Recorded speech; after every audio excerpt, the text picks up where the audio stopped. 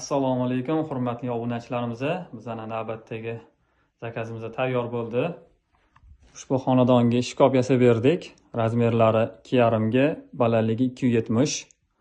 Shkopimiz 100% NDFdan yasaldi. Mana bu tarafiga vishilkalar qilib berdik. Tepasiga polka, alohida. Orqa taraflariga uporlar berib qo'yganmiz. Panellar orqaga ketib qolmasligi uchun.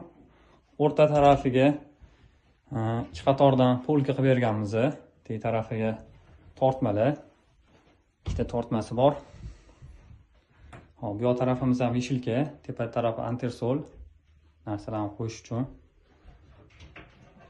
Mexanizmlarni yaxshi mexanizmlardan qo'yib berganmiz.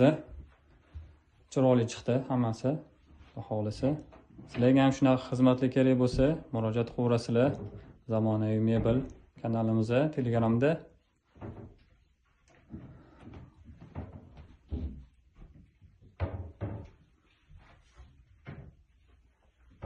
Rahmat kattakon hammalarga.